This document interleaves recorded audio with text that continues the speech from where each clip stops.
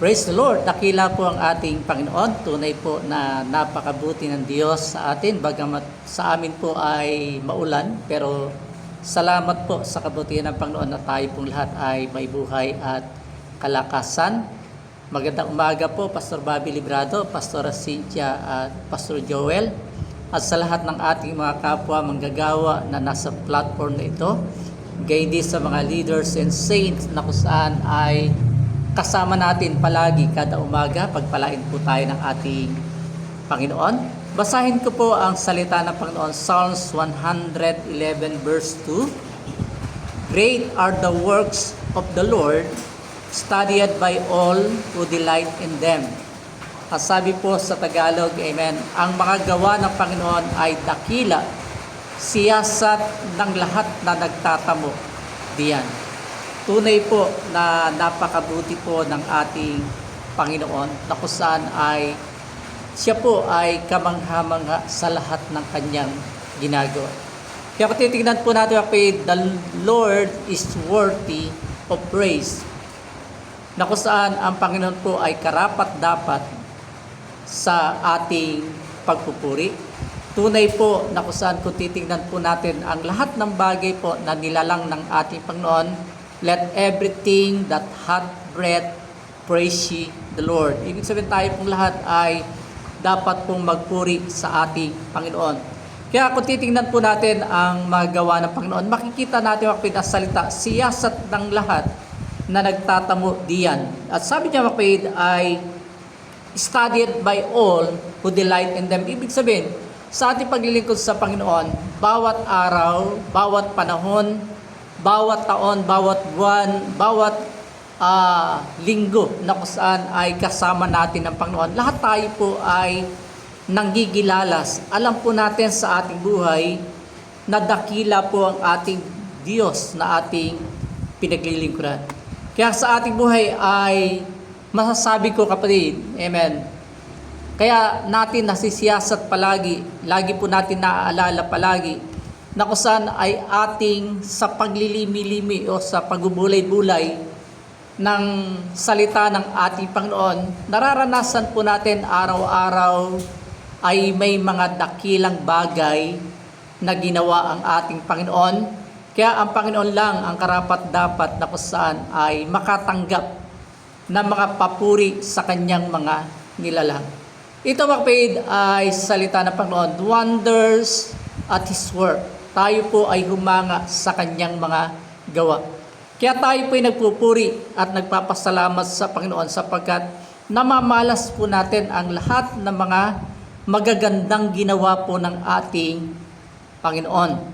Kaya kung tayo po ay may mga katabi ngayon, amen, namamalas natin ang kagandahan na ginawa po ng ating Panginoon, na kung saan everyday ay laging gumagawa ng dakilang bagay ang ating Panginoon. Every time na ikaw po ay namamasyal, every time na ikaw po ay titingin sa himpapawid, every time na kung saan ay mapapansin ng iyong mga mata lahat ng mga kamanghamanghang dakilang ginawa ng ating Panginoon. Kaya tayo po ay na-amaze, tayo po ay nagpapasalamat sapagkat inabutan natin yung mga magagandang bagay na ginawa ng Diyos at patuloy pa nating aabutan at makikita po natin ang kagandahan ng lahat ng mga bagay na ginagawa ng ating Panginoon. Kaya look what the Lord has done.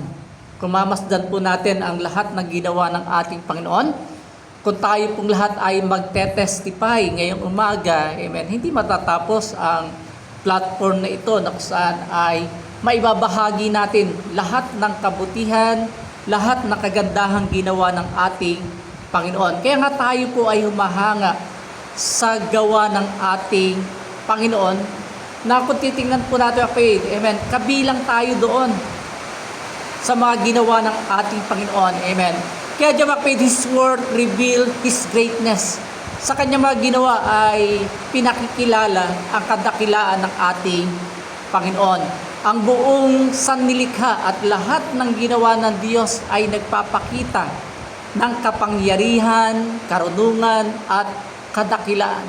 Kaya kung titingnan po natin, amen, yung mga bagay na kung saan ay para bang ordinaryo, pero magugulat ka, amen, may mga purpose pala ang Panginoon at makikita natin bawat nilikha ng Diyos ay may kanya-kanyang purpose na kung saan ay gagawin at gagamitin ng ating Panginoon. Kaya kung titingnan natin ang malunggay na lang yung punong malunggay, amen, hindi po yan masyadong pinapansin po sa ibang lugar na pinuntahan po namin sa Palawan, amen. Yung dahon, pero yung bunga po ay hindi po nila kinakain, amen. Pero kung titingnan natin, kapatid, sa buhay po natin, lahat ng bagay po na sumisibol, lahat ng bagay po na nilikha ng Diyos, ay may mga kanya-kanyang altuntunin, may kanya-kanyang layunin, at may mga bagay na kung saan sila po ay nilikha ng Diyos na may patutunguhan sa ating buhay na kung saan makikilala natin yung karunungan ng Diyos ay hindi po natin malirip, yung kadakilaan ng Diyos, amen, ay hindi po natin kayang arukin. Kaya kung ating pagmamasdan ang mga gawa ng Panginoon, mas makikilala natin kung gaano siya kadakila sa ating buhay. Kaya nga sa ating paglilingkod sa Panginoon, napakahalagang maunawaan po natin yung mga bagay na ginawa ng kadakilaan ng Diyos, amen, tayo po ay humahanga sa kanyang mga gawa at lalo na mapid si Haring David, amen, yung may akda ng ating binasa ay makikita po natin kung paano po siya humanga sa mga nilikha ng Panginoon, kung paano siya humanga sa mga ginagawa ng ating Panginoon. Kaya nga sa ating buhay, amen, isang layunin kung bakit tayo nilikha ng Diyos, amen, para tayo po ay sumamba sa ating Panginoon. Amen. Tandaan po natin, worship His worthiness.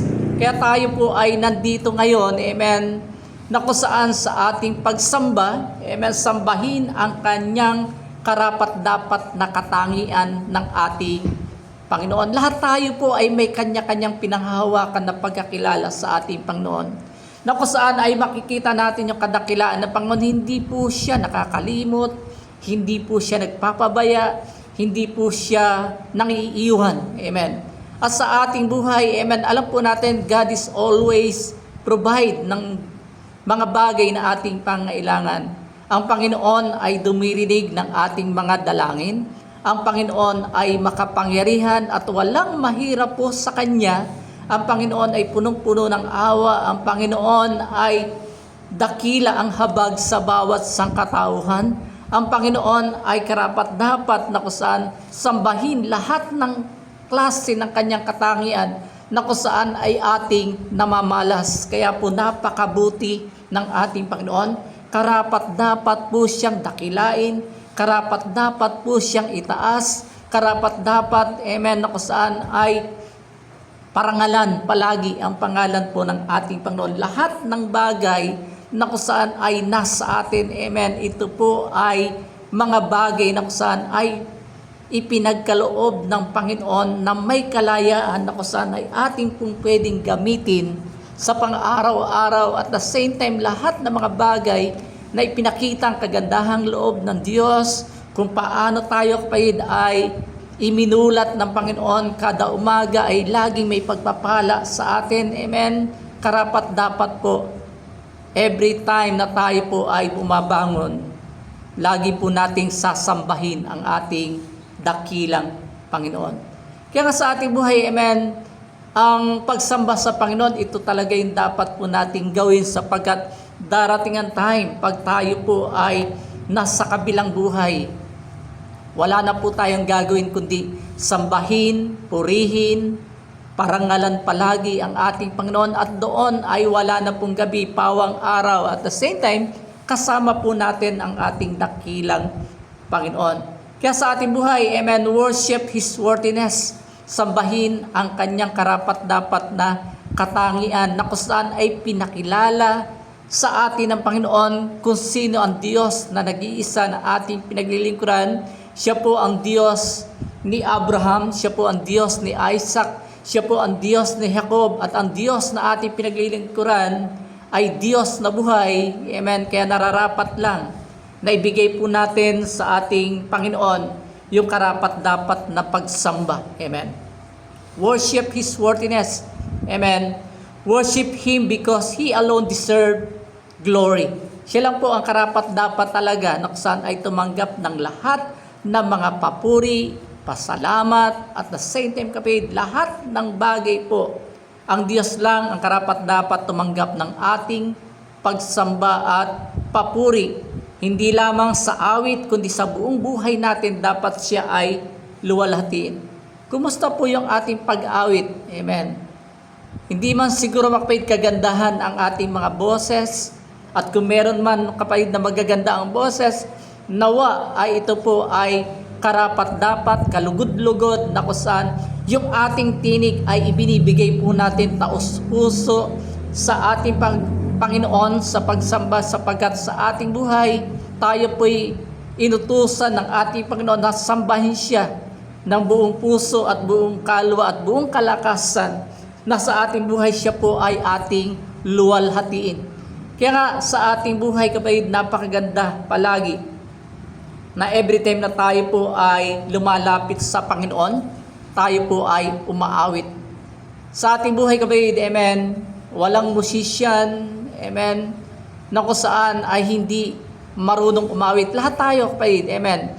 Kung ikaw po ay manunugtog, dapat po ay matutunan mo rin na ikaw po ay umawit ng bukal sa puso mo, at the same time, ito ay nararapat na ibigay po sa ating Panginoon.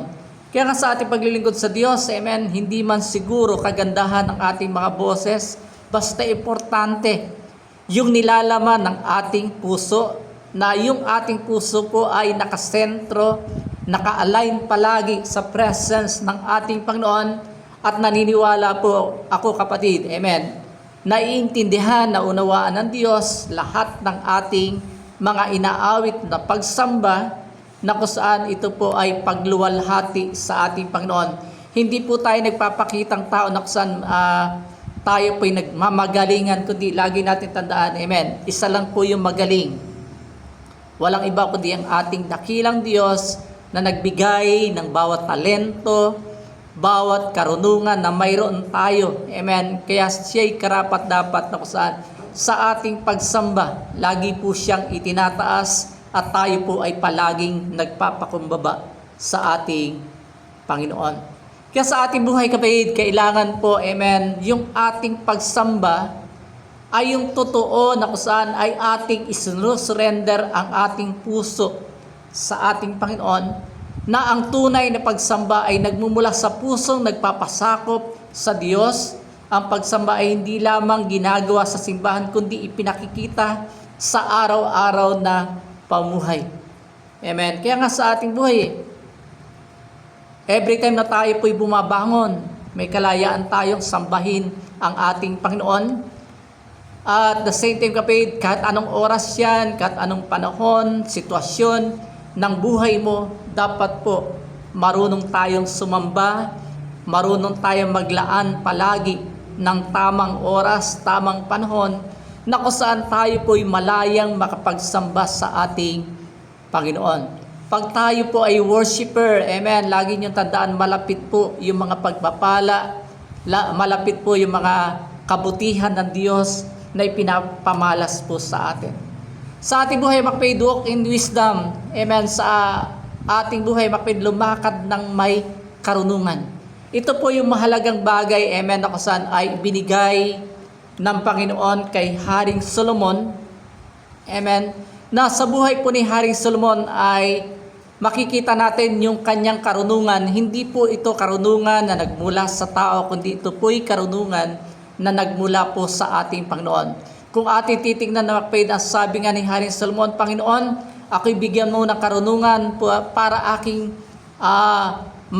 mapamalakad, aking magawa ang tungkulin sa iyong bayan. Kaya nga natuwa ang Panginoon Kaya nga sabi ng Panginoon, hindi mo hiningi ang kayamanan, kundi hiningi mo ay karunungan. Ang sabi ng Panginoon, lahat ng bagay ay ipagkakaloob ko sa iyo. Sa ating buhay kapatid, kung tayo po'y marunong, amen, na kung saan ay kumilala sa ating Panginoon, makikita mo yung karapat-dapat na bigyan po natin ng mataas na papuri. Walang iba kundi ang ating dakilang Panginoon. Dahil kung marunong ka kapatid, lagi mong tandaan, amen, ang Diyos ang may hawak ng ating buhay. Dito po ay mapagtatanto yung presence po ng ating Panginoon. Kaya nung time mga kapatid, si Haring Solomon ay nagkaroon ng tinatawag na inihain sa kanya ng tao, amen, 2 babae na kung saan ay parehas ng anak, namatay ang anak na isa at ang isa po ay buhay. Inangkin po na isa mapayad yung anak ng isang babae. Kaya doon ay nakarating kay Haring Solomon at sabi po ni Haring Solomon nung inihain po yung tinatawag na problema, amen, ang sabi ni Haring Solomon, dahil wala po talaga magparaya, ang ginawa po ni Haring Solomon ay pinatawag po yung tinatawag na kanyang gwardiya at ipinahugot yung itak at sabi hatiin. Amen. Kung titingnan po natin, ang wisdom na ibinigay ng Diyos kay Solomon ay yung discerning. Amen. Walang CCTV noon, walang impormasyon na pwedeng kalapin si Haring Solomon, pero ang nagbigay po, walang iba kundi ang ating dakilang Diyos para ma-discern po niya yung tama at yung mali. At the same time, at sabi ni Solomon, hatiin ang bata at ibigay ang kabiyak sa kabila. Dito po, makikita po natin yung pambihirang karunungan na ibinigay po ng ating Panginoon. Kaya nga, ang tunay na ina ay nagpaparaya po yan. Ang hindi tunay na, sabihin, hatiin. Pero ang sabi po ng babae na tunay na ina, ay ibigay na lang doon sa isang babae. Dito po napagtanto ni Haring Solomon, yung ibinigay na karunungan ng Diyos sa kanya ay buong kagalakan po niya na discern yung tunay na karunungan po ng ating Panginoon. Sa ating buhay, walk in wisdom. Lumakad tayong may karunungan habang tayo po ay nasa mundong ito.